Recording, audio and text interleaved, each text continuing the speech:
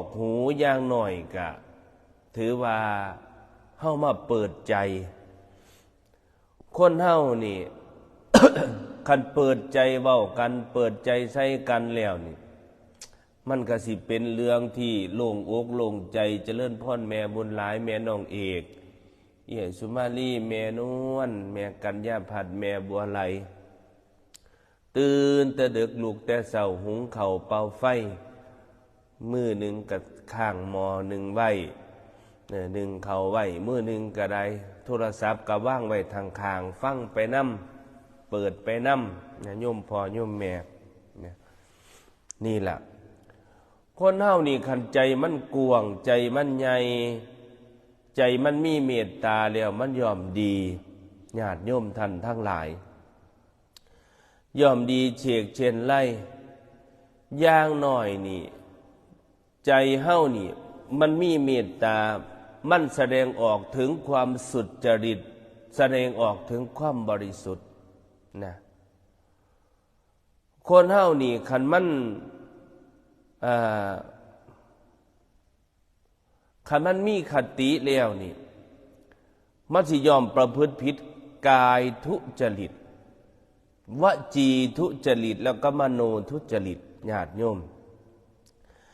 กายทุจริตนี่เป็นจังไดกายทุจริตนี้ก็คือการประพฤติชั่วทางกายสิ่งที่มันเฮ็ดไปแล้วมันเดือดร้อนผู้อื่นเฮาเอากายไปเฮ็ดเอากายเข้าไปต้องมันนั่นมันเริ่มกระทำแล้วเด้นั่นมันเริ่มทุจริตแล้วเด้เนี่ยแต่สิ่งทุกอย่างนี่มันต้องออกจากมโนก่อนออกจากมโนคือออกจากใจเรามโนไปเองเราคิดไปเองญาติโยมคิดบ่ดีนี่แหละคิดบ่ดีเห็นคนอื่นได้ดับได้ดีใจมันเกิดอิจฉาใจมันเกิดหามเกิดหวงบ่อยากให้เขาเฮ็ดบ่อยากเขาทำนี่เพราะอะไรเพราะว่าใจมโนมันพาไปเห็นเขาได้ดีอิจฉาเขามันเป็นสั่นเด้นี่คือมโนมันพาไปใจมันพาไปเห็นเขาได้ดีเห็นเขาได้เกิดคัดขวางเกิดความหามความหวงเขามาทันทีย่านเนี่ยเขาได้ดีทำลายเขาใจมันคิดจะทำลายแล้ววาจามันก็ไปอัตโนมัตินี่เห็นลูกเขาเรียนจบเขามีเงินมีทองมีหน้าที่การงานเห็นเขาสิได้ดับได้ดีไปทำลายเขาไปเฮ็ดของเขาคันผู้ใดเป็นแบบนี้ทำแบบนี้แสดงว่ามโนนั่นบ่กว้างใจบ่กว้างใจแคบคนแบบนี้อาศัยบ่ได้เพิงผ้าอาศัยบ่ได้เกิดความอิจฉาริษยาย่านเขาได้ดับได้ดีกว่าย่านเขามั่งเขามีกว่าย่านเขามีชื่อมีเสียงกว่าย่านเขาอีหยังหลายๆอย่างญาติโยมนี่เพราะอะไรเพราะว่ามโนมันพาไปใจมันพาไปคันใจมันบ่เป็นจังสั่นนี่คันใจมันบ่คิดอิจฉาริษยานี่มันสิบ่เกิดปฏิกิริยาแบบนี้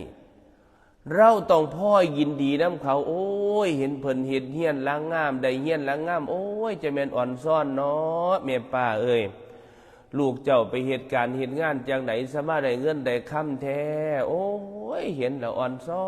นหลายดีใจนำคำว่าอ่อนซ่อนนี่คือความดีใจนำนะเพราะฉะนั้นใจเฮานี่อย่าได้คิดไปในทางคติ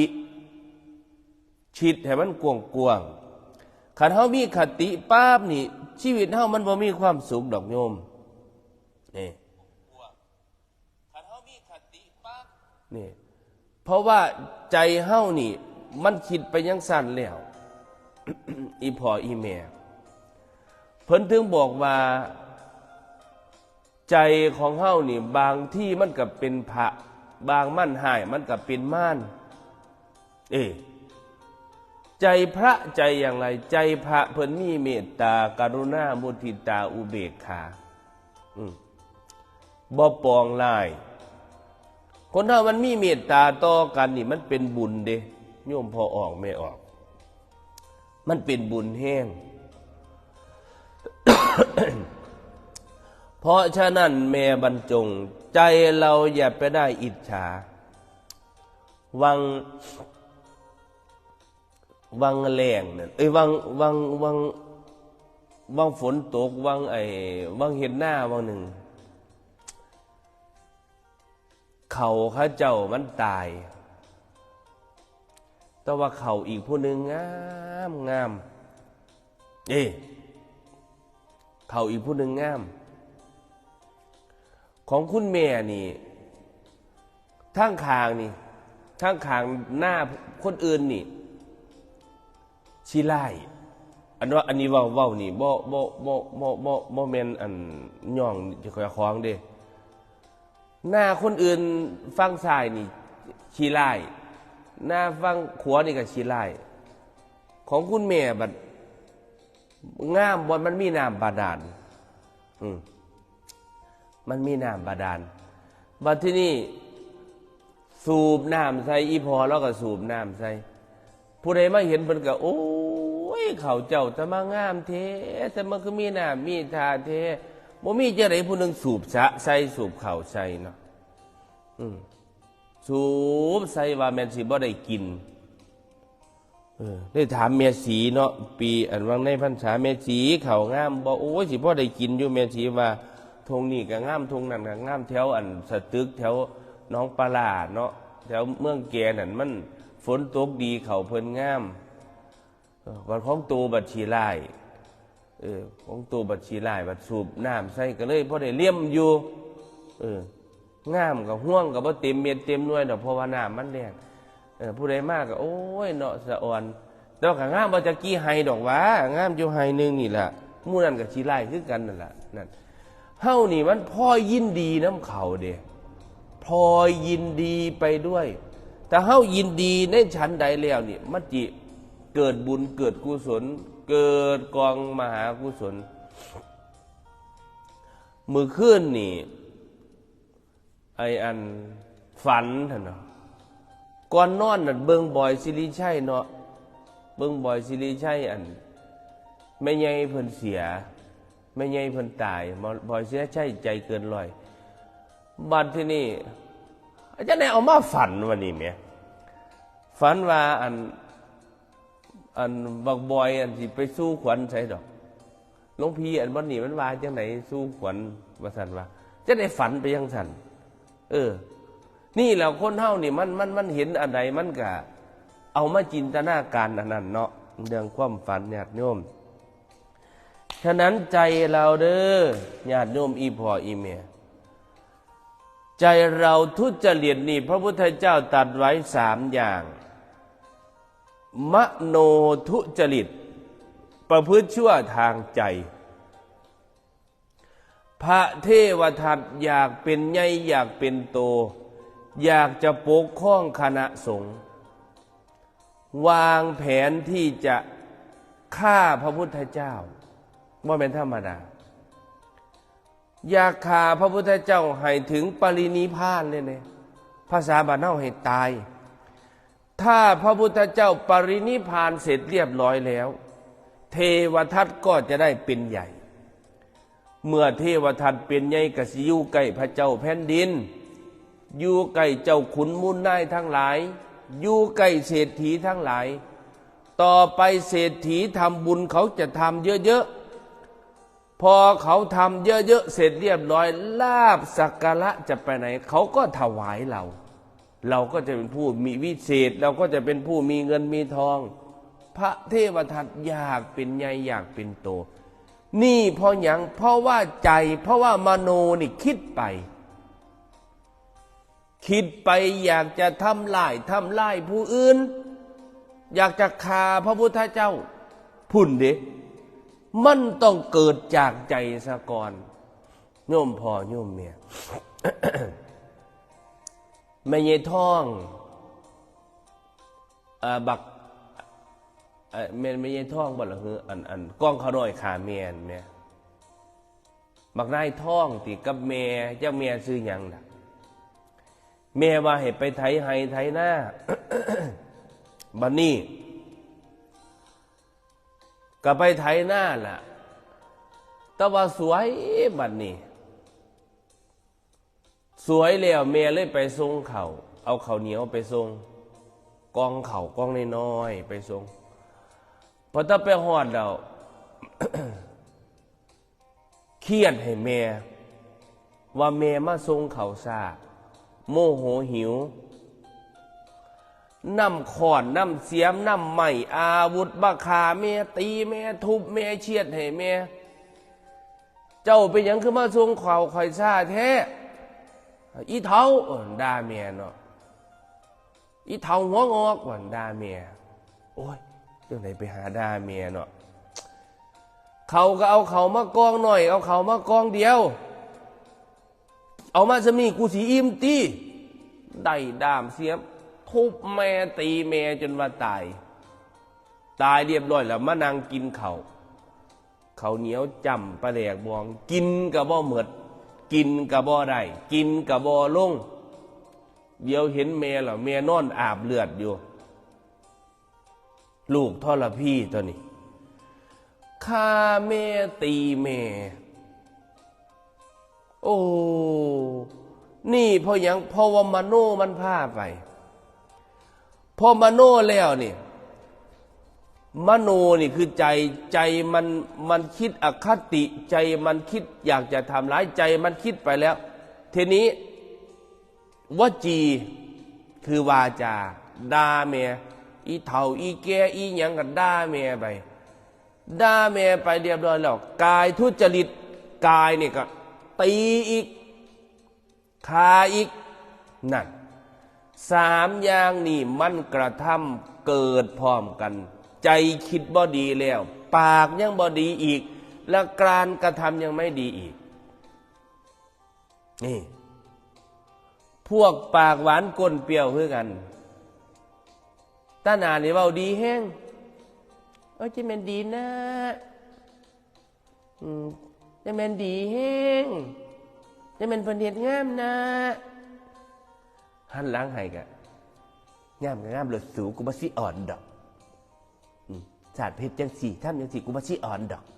บักขี้เศร้าก็ย่องไปสละนั่นพวกปากหวานก้นเปรี้ยวนี่อันตรายเลยอันตรายแห้ง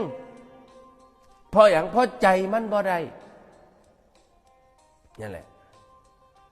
ใจมันบ่ได้ใจมันกระทำบ่ได้โอ้ถวายความเคารพเด้อหลวงพี่พระครูดงบังหลวงพี่พระครูเจ้าคณะอำเภอโนนสุวรรณ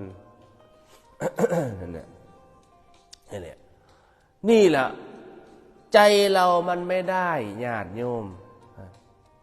ใจมันบ่ได้ใจมันทุจริตกายมันก็ต้องมาแล้วการกระทำ3อย่างนี้มันจะรวมกันใจทุจริตวาจาทุจริตแล้วก็กายทุจริตนี่ฉะนั้นอยากโยมให้หลีกให้เว้นอย่าเป็นคนปากหวานก้นเปรี้ยวปากอย่าหวานก้นอย่าเปรี้ยวให้มันได้มีความบริสุทธิ์ใจบริสุทธิ์วาจาและบริสุทธิ์กาย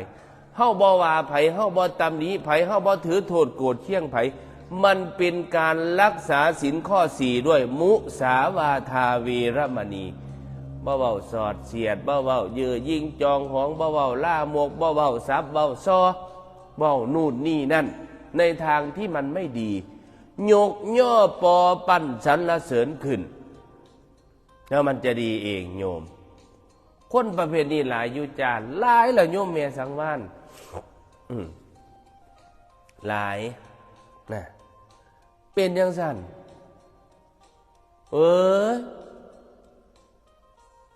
อันตรายที่สุดคือพวกปากหวานก้นเปรี้ยวอาตมานี่เป็นคนแสดงบ่ได้บ่มักก็คือบ่มักเลยเป็นคนตรงเลยบ่มักก็คือบ่มักเป็นสั่นเป็นคนอ้อมค้อมบ่เป็นญาติโยมพ่อใหญ่แม่ใหญ่เนี่ยนี่แหละบักท้องนั่นมันได้ฆ่าแม่ตีแม่เพราะหยังเพราะว่ามันเกิดความโมโหอนุโมทนาบุญด้วยทำได้ดีมากๆสาธุครับหลวงพี่พระครู นะนี่แหละแค่กองเข่ากองเดียวนี่บักท้องมันกินบ่หมดมันได้ฆ่าแม่ตีแม่ทำลายแม่จนแม่ตายแค่โมโหเรื่องหิวนะมันให้อภัยบ่ได้เลยบ่ญาติโยมทั้งหลายฟังแล้วเอาเป็นตัวอย่างว่าเราท่านทั้งหลายควรให้อภัยอย่าไปโมโหหิวเกินคันโมโหหิวเนี่ยมันจะประพฤติผิดทางใจทางกายและทางวาจาโมโหหิวนะนี่มันย่อมฆ่าแม่ย่อมตีแม่โอ้ยแม่ตายแล้วมันบ่ได้คืนญาติโยมพ่อใหญ่แม่ใหญ่ตายแล้วมันบ่ได้คืนการตายนี่มันบ่แม่นการพักผ่อนชั่วคราวเด้พักผ่อนตลอดชีวิตเราอย่าไปประทุษร้ายใครนี่แหละมือก้อนนี่เบิ่งข่าว คนบอระบือเมตาบอดอายุ80 ปีลูกชายอายุ53 ปีติดเหล้าไปขอเงินแม่เรียบร้อยแล้วแม่ให้ไป100ไปซื้อเหล้ากินหมดแล้วมาขออีกแม่บ่ให้พ่อแต่แม่บ่ให้แม่กำลังย่างลงเฮือนจันเดียวบันได3 ขั้นย่างลงบันไดจังไหนดึงแขนแม่ตาบอดนั่นมาสุกใส่เตียงเล่าเนี่ยลมใส่เตียงปื๊ดว่ามันเหตุใดทำใดจังใดลูกเต่าแค่ใจมันคิดสำนันว่าจามันกระดาแม่กายมันกระทำอยากให้ลูกๆหลานๆมาฟังนอจาแมนนวลนี่แหละอย่าได้ทำแบบนั้นเลยมื้อคืนนี่เบิ่งข่าวล่าสุดผัวเมียทะเลาะกันจังว่าทะเลาะกันนี่หยังแยกกันแล้วได้เลิกกันแล้วได้ผัวก็ไปมีครอบครัวใหม่เมียก็ไปมีครอบครัวใหม่ต่างคนต่างไปเจริญเติบโตแต่ว่าผู้ผัว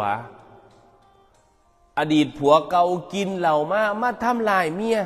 มาตีเมียมาทุบเมียมุจักโมโหอีหยังเพิ่นว่านุงส่งไล่มาเฮาเว้าความเก่ามันผิดกันอดีตความเก่าความเขาความหลังน่ะลืมมันไปอย่าถ้าเอามันมาเว้าอย่าถ้าเก็บมันมาเว้ามันผ่านไปแล้วอดีตน่ะมันบ่สามารถแก้ไขได้บ่มีผู้ใดสามารถไปแก้ไขอดีตเจ้าของได้สิดีหรือสิชั่วมันแก้ไขบ่ได้ตะกี้ตะกอนเฮาไปทำชั่วหยังมาแน่เฮ็ดอีหยังมาแน่อันเรื่องชั่วนั่นเรื่องชั่วเรื่องบ่ดีของเฮาที่มันผ่านว่า1เฮาบ่จำเป็นต้องเว้าสู่เขาฟัง2เฮาบ่จำเป็นต้องเปิดเผย3เฮาควรลืมมันไปอดีตดีหรือไม่ดีก็สร้างแ แต่ขันเว้าในเรื่องดีก็ดีตายไปขมันบ่ได้พุทธได้เกิดพุทธจังสันแมน นั่นแหละ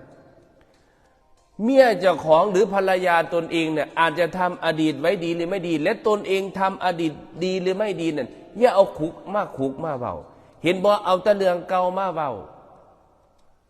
ผิดกันย่ำใดเอาแต่เรื่องเก่ามาเว้าตะกี้กูเป็นผู้หาตะกี้ก็มีแต่กูเฮียนนี่ก็กูต้องเฮ็ดไว้อย่าถ้าเอามาเว้าอย่าถ้าเอามาอ้างอย่าลืมว่าบุญคุณนี่ท่วงย่ำใดมันหมดย่ำนั้นอย่าไปเอาอดีตมาเว้าตะกี้มึงเป็นจังใดจังสั่นจังสี่อย่าไปเว้าพื้นนินท่าอย่าไปเว้าเขาว่าเขาให้เว้าก็เว้าแต่เรื่องดีๆอันเรื่องบ่ดีอย่าโยกหยิบมาเว้าคันหยิบมาเว้ามันผิดกันเถียงกันตะกี้มึงมักบักนั่นเตะมึงนอกใจกูมึงมักเตะเขามักเขามึงไปเลยนั่นผิดกันแล้วเว้าเรื่องความเก่าความหลังเป็นจังสั่นผัวเมียคู่นั่นคือกันอีกจังหวัดอยู่จังหวัดใดบ่ได้เบิ่งอีกล่ะฆ่ากันโอ้ยเนาะกับภาษาของสมมุติสู้เลิกกันแล้วสู้ก็คือว่าไปเจริญเติบโตไปหากินไปคนทิศคนทางสู้สิไปฆ่ากันสู้สิไปตีกันเฮ็ดหยังสู้บ่ฮู้ตีว่าตีกันมันเจ็บเลือดตกยางออกเจ็บกายยังบ่พอยังเจ็บใจตลอดชีวิตมันลืมบ่ได้อดีตนี่มันเปลี่ยนแปลงบ่ได้สิดีหรือบ่ดีนะมันเป็นอย่างแต่เฮาคิดฮอดได้เฮาเว้าถึงได้อาตมาเคยร้องเพลงเทิงเวทีเคยยืนฟ้อนยืนร่ำอยู่ก็ยังคิดฮอดโอ้ยแต่กี่กูกะอยู่เทิงเวทีนี่เนาะร้องเพลงว่ากูก็คิดฮอดแท้มันก็ได้แค่คิดฮอดคันเว้าในเรื่องนี้มันเว้าในเรื่องดีนี่มันซื่นใจมันสบายใจมันม้วนคันเว้าในเรื่องดี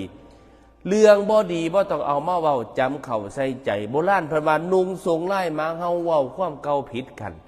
เห็นบ่ผัวเมียคู่นั่นมันเว้าแต่เรื่องเก่าเรื่องหลังเรื่องความเก่ามันก็เลยผิดกันอยู่บ่เศร้าความเก่าที่บ่ดีอ้างมูลอ้างมั่งเฮียนนี่ก็เป็นผู้เฮ็ดทีนี่กูเป็นผู้หาสังกะสีกูเป็นผู้หาใส่บ่จังซั่นมึงสิมีปัญญาอยู่ติว่ากันผิดกันผ่านกันนั่นเพราะอะไรเพราะว่าใจมันนี่ทุจริต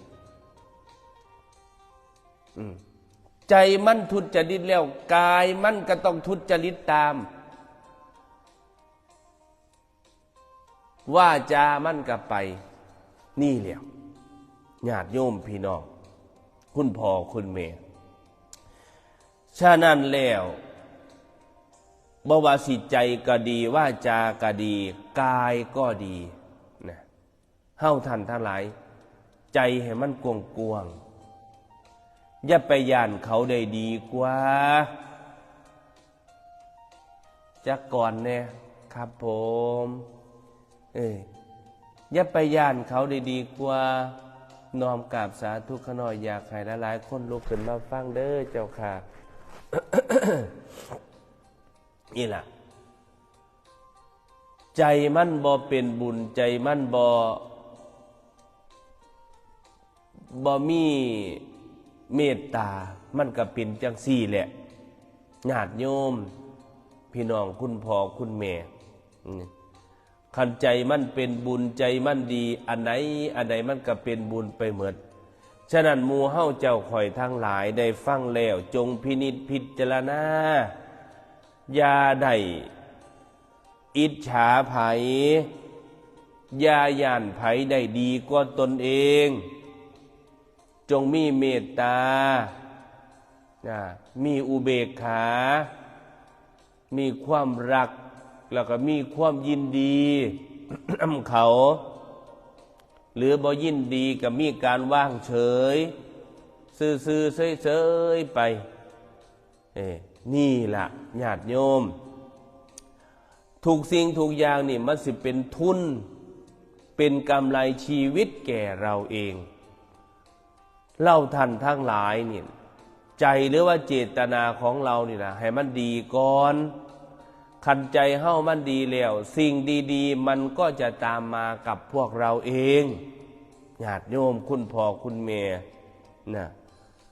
ขันสิ่งดีๆตามมาแล้วมันจะเป็นบุญเป็นกุศลแก่เฮ้าก่อนจบขอแด่เจ้าก่อนในเด้อเจ้าข้าได้ เอาฉะนั้นมื้อนี้ขออนุโมทนาเด้อ